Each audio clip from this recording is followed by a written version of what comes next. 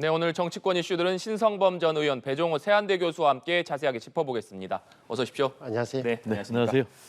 네, 양국관리법 개정안 얘기부터 해보겠습니다. 윤석열 대통령이 이 양국관리법 개정안에 대해서 거부권을 행사한 이후에 정치권에서 후폭풍이 계속 이어지고 있습니다.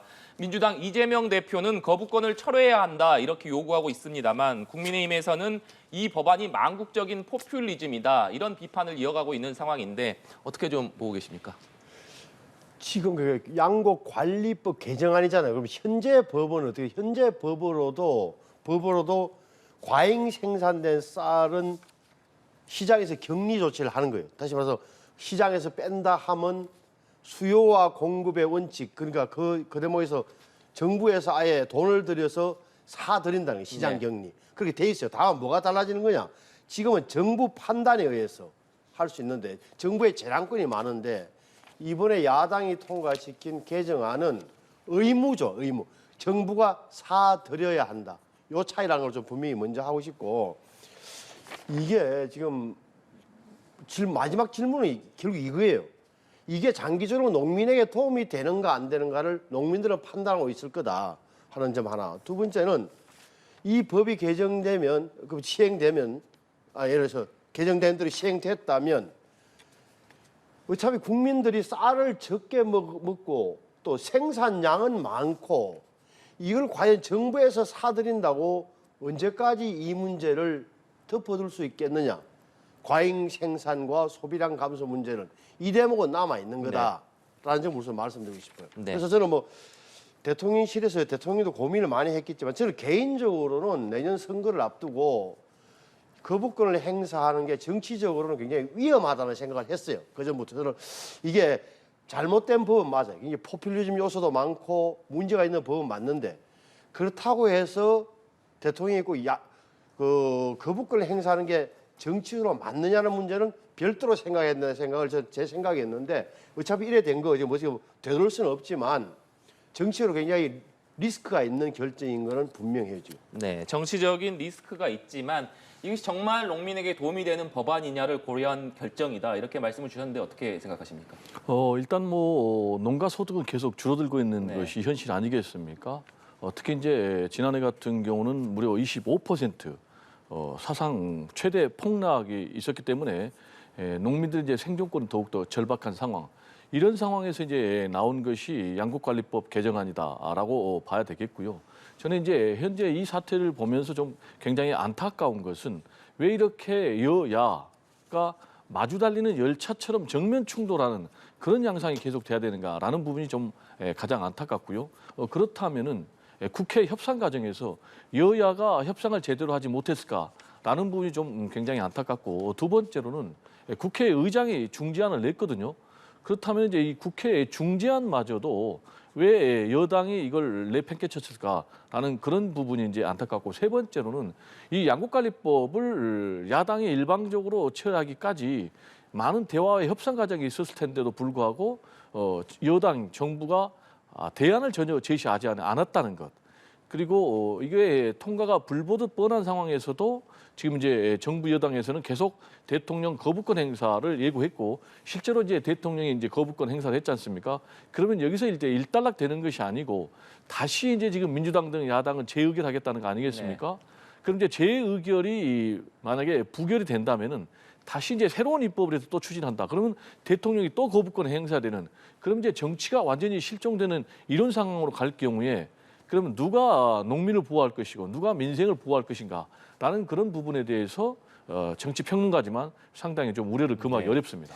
여야 간 소통이나 협상이 부족했던 부분에 대한 아쉬움을 좀 표해 주셨는데 그런데 대통령실과 여당에서는 양국관리법 개정안이 그렇게 중요한 법률이라면 왜 문재인 정부 5년 동안에는 손을 놓고 있다가 이제 와서 밀어붙이느냐 이렇게 비판을 하고 있거든요. 일단 이제 그런 답변이나 태도는 제가 볼 때 너무나 무책임한 태도가 아닌가.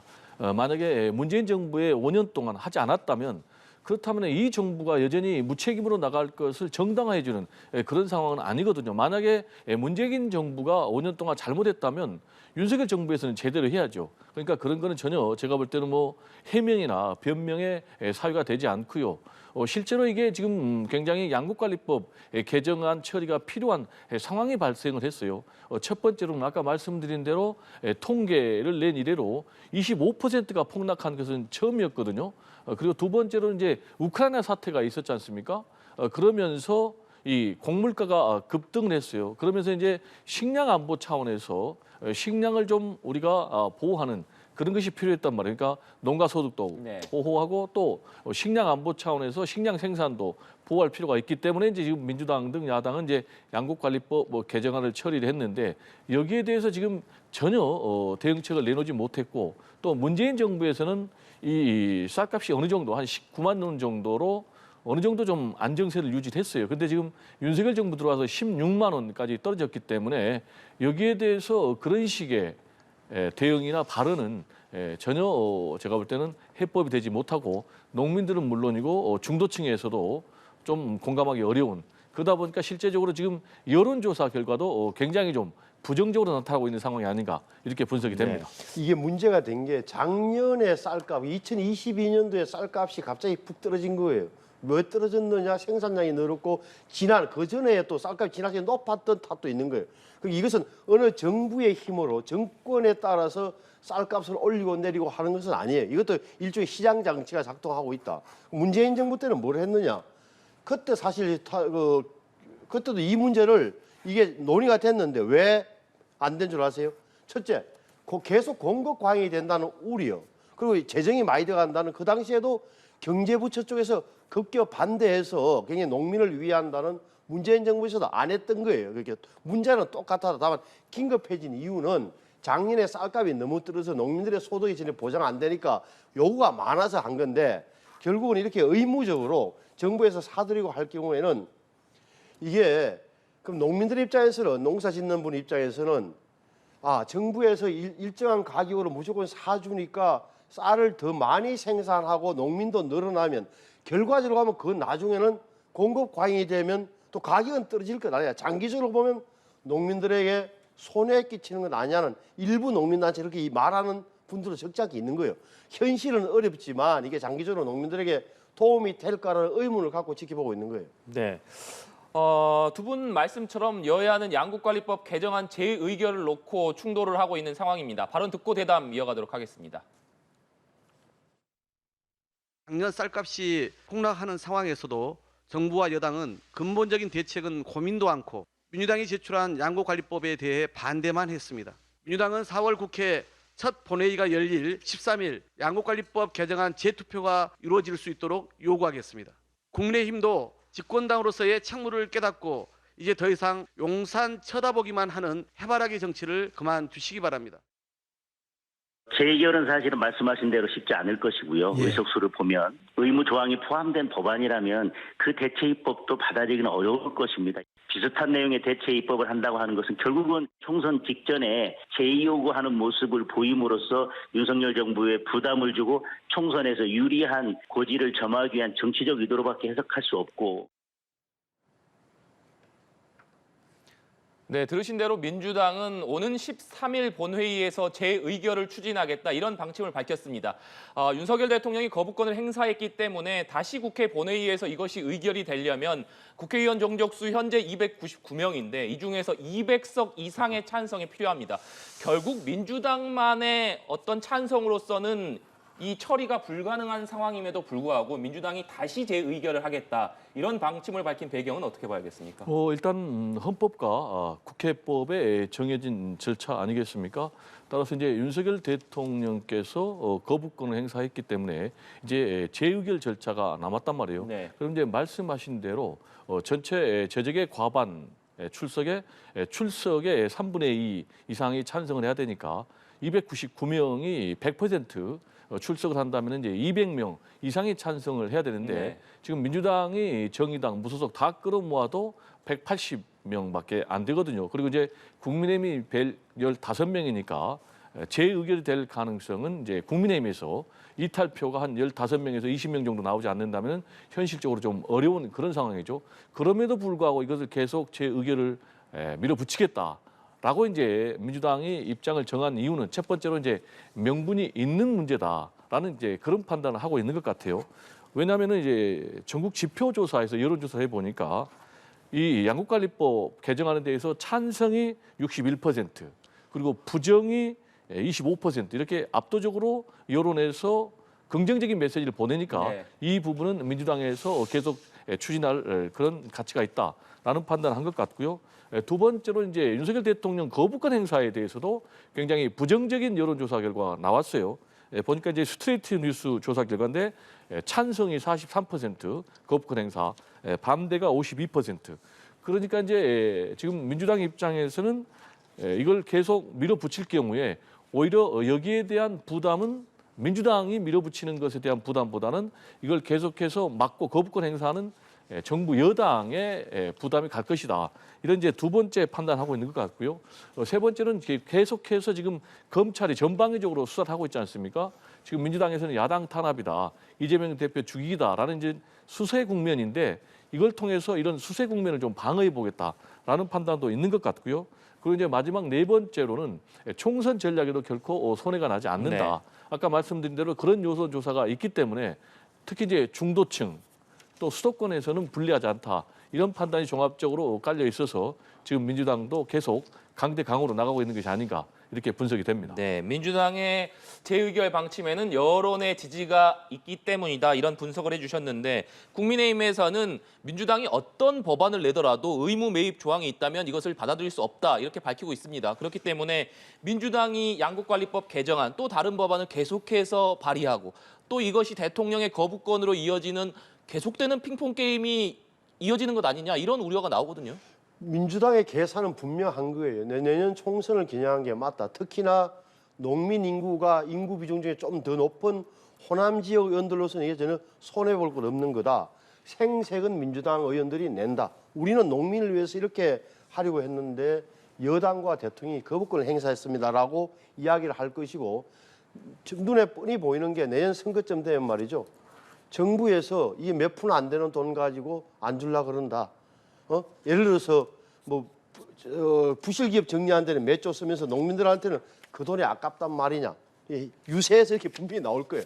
나오는데 뭐 저는 야당에서 그렇게 농민들이 하는 것처럼 다 좋은데 그러려면 200석이 안 되기 때문에 200석에서 재결이 안 되는 거예요. 책임은 다 국힘이나 여권에 떠넘기는 형태로 될 것이다. 그러면 정직하게 말하려면 재입법을 해줘야 돼요. 그러니까 일부에서 국민들이 갖고 있는 의문, 다시 말하면 재정 당국의 고민도 고려한 요소로 법을 만들기가 쉽지 않은 거예요, 저게.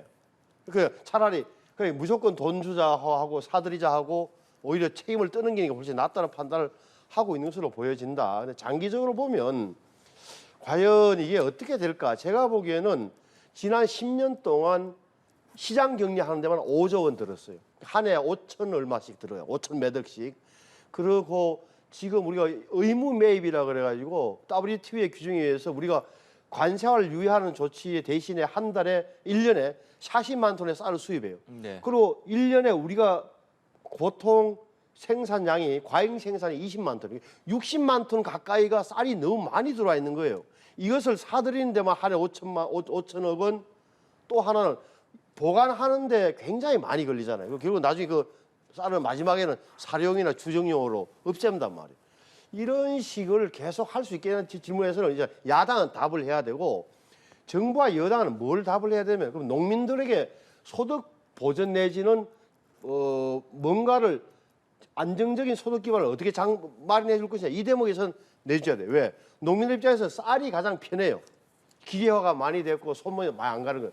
그래서 밀, 콩 이런 걸 대체 작물을 심으라고 하는데 농민들 입장에서는 손이 많이 가고 노동력이 많이 되기 때문에 안 된단 말이에요. 그러면 적어도 밀이나 콩이나 다 보리를 심더라도 쌀 정도의 가치는 않던 비슷한 정도의 소득이 보장되는 방안을 정부 여당은 또 제시를 해야 줘야 되는 그런 과제를 안고 있는 거예요. 네. 제가 좀 말씀드리고 싶은 것은요.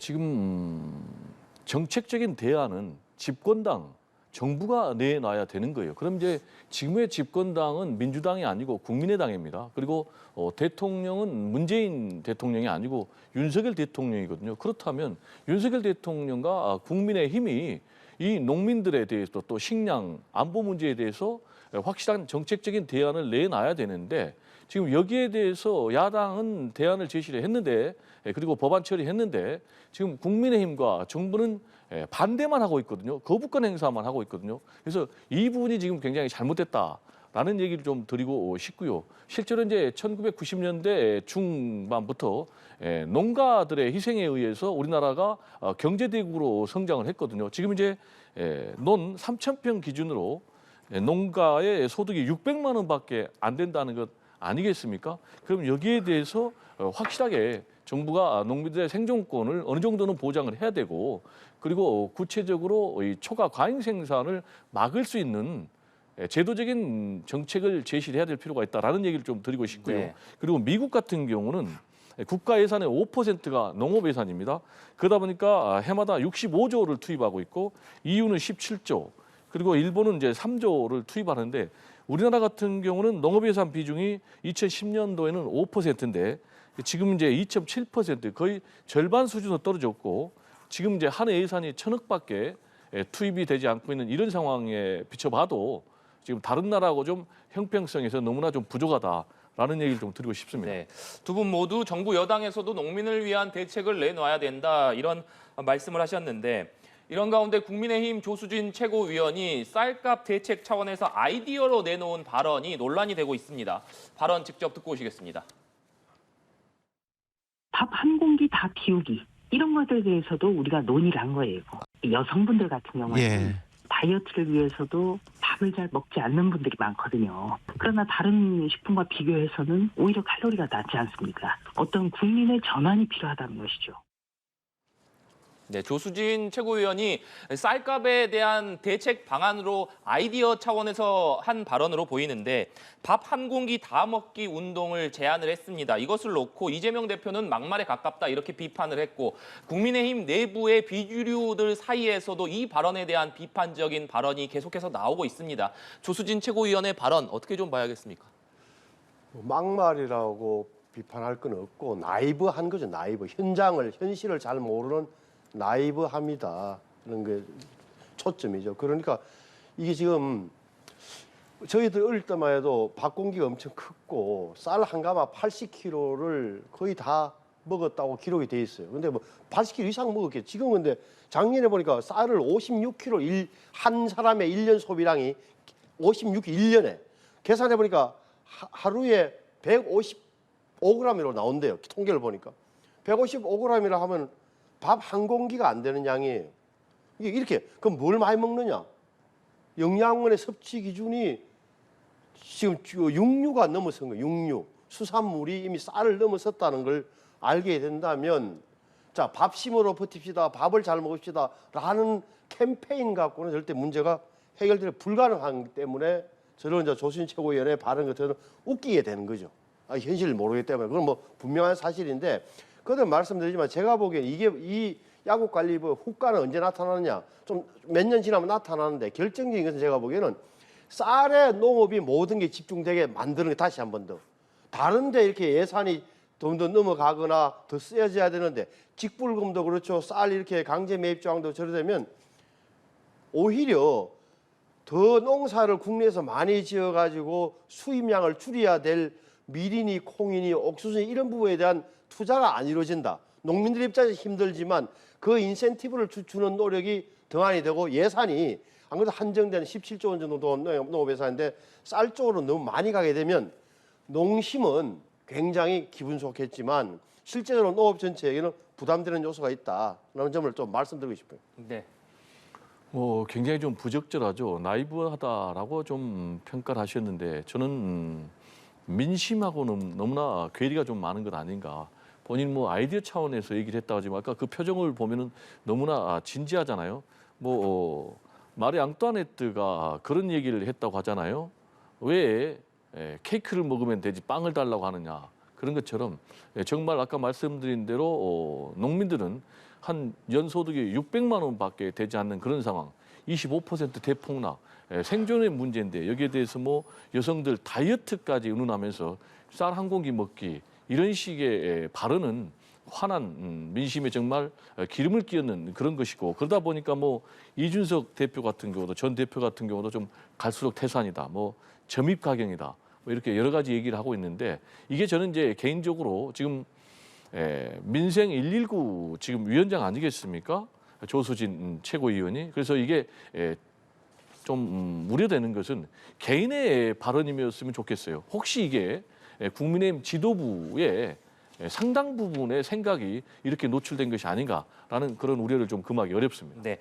앞서 조수진 최고위원의 표정을 말씀해 주셨는데 저희가 준비한 것은 라디오 발언이었기 때문에 조수진 최고위원의 당시 표정은 그렇군요. 자료 화면이었다는 것을 말씀드리고 주제를 좀 바꿔서요. 5.18 정신 헌법 수록 반대 또 전광훈 목사가 우파를 천하통일했다. 이런 발언으로 논란이 됐던 국민의힘 김재원 최고위원이 이번에는 윤석열 대통령이 제주 4.3 추념식에 가지 않은 것을 옹호하면서 제주 4.3 추념일이 3.1절이나 광복절보다 격이 낮다. 이런 발언을 해서 또다시 논란이 되고 있습니다. 이 부분은 어떻게 보고 계십니까?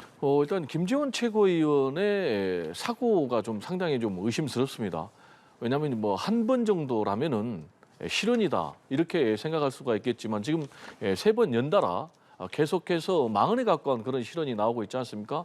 그렇다면은 김재원 최고위원의 이 사고에 근본적인 좀 문제가 있는 것이 아닌가.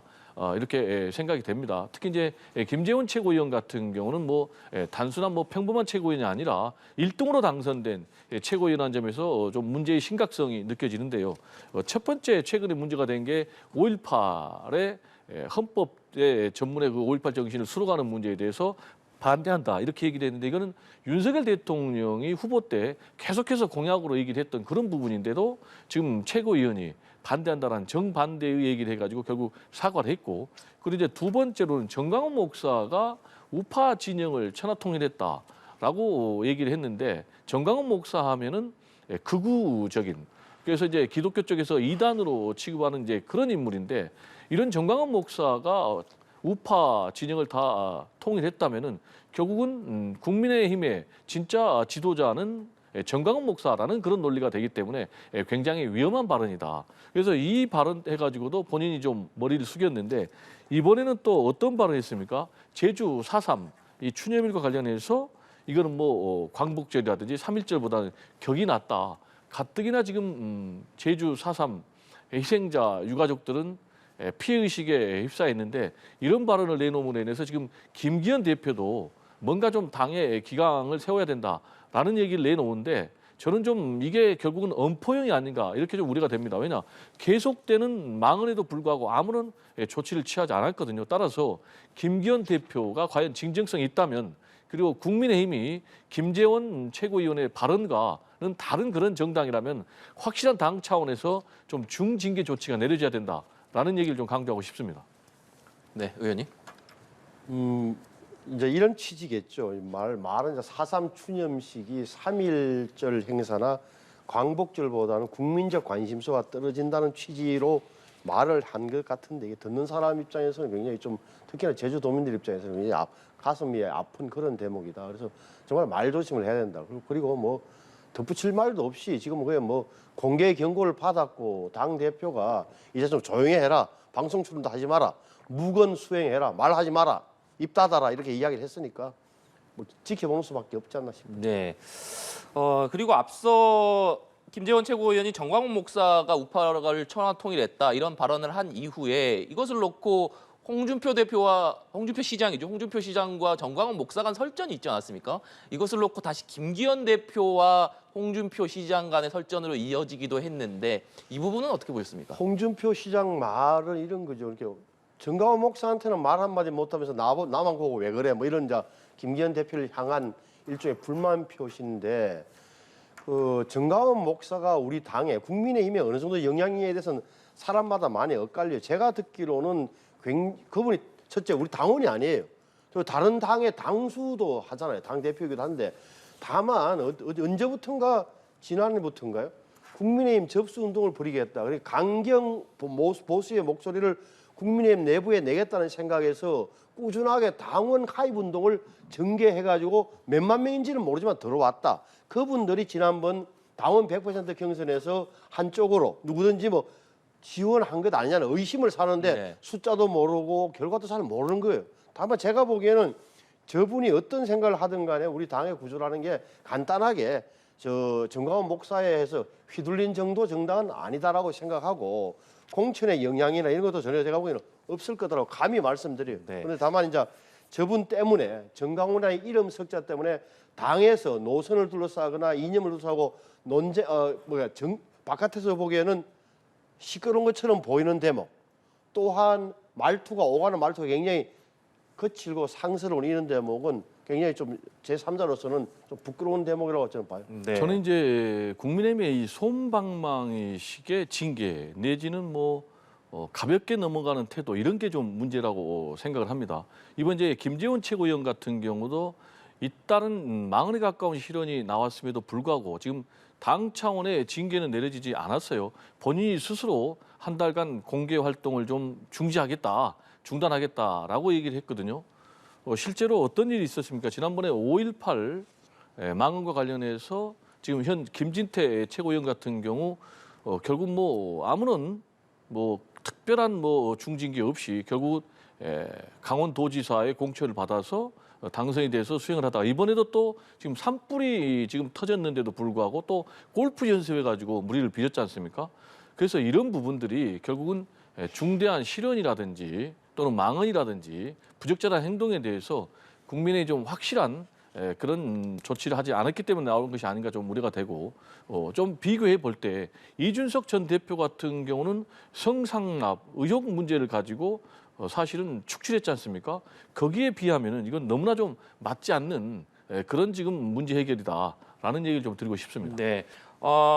그리고 주제를 좀 바꿔서요. 오늘 지금 재보궐선거가 전국 9개 지역구에서 진행이 되고 있습니다. 전북, 전주시, 을에서는 국회의원 재선거가 진행되고 있고 또 교육감, 군수 9개 지역에서 선거가 진행되고 있습니다만 전반적으로 좀 관심도가 떨어지는 것 같습니다.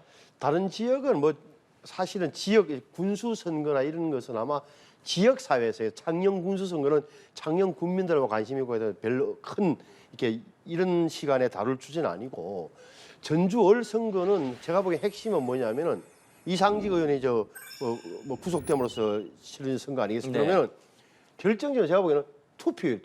지금 투표율이 과연 16만이라 그 전주 을의 유권자가 16만 명인데 투표율이 얼마 나오느냐 이 관건이에요. 이게 지금 그리고 또 하나는 친민주당 그러니까 민주당 출신 무소속 후보가 당선되느냐 정의당 후보가 당선되느냐 이 대목을 유심히 봐야 돼. 결정적인 투표율이에요. 왜 투표율이 중요하냐? 적어도 호남 민심을 제가 볼 때는 굉장히 지금 호남 분들이 정치적으로 보면 가슴이 뻥 뚫린 상태라고 표현할 듯이 아는 분들은 이리저리 마음 줄 데가 없어가지고 국민의힘도 민주당도 그렇다고 해서 다른 제3의 세력도 안 보이는 이 지점에서 굉장히 혼란을 겪고 있다는 게 일반적인 이야기예요. 그럼 전주을에서 그 투표율이 굉장히 낮다 하면 적어도 20 몇 %에 머문다면 그것이 확인되는 거다. 그래서 누가 당선된지보다는 오히려 투표율이 제가 볼 때 가장 큰 관심사예요. 네. 저 전주을. 누가 당선되는지보다 전북, 전주시, 을은 투표율이 중요하다 이런 말씀이신데 어떻게 보십니까? 투표율도 중요하지만 이제 누가 당선되느냐도 굉장히 중요하죠. 지금 이제 MBC 최근 여론조사를 보면은 진보당의 강성희 후보가 25%로 1위를 달리고 있고 또 임정엽 무소속 후보가 21%를 달리고 있는데요.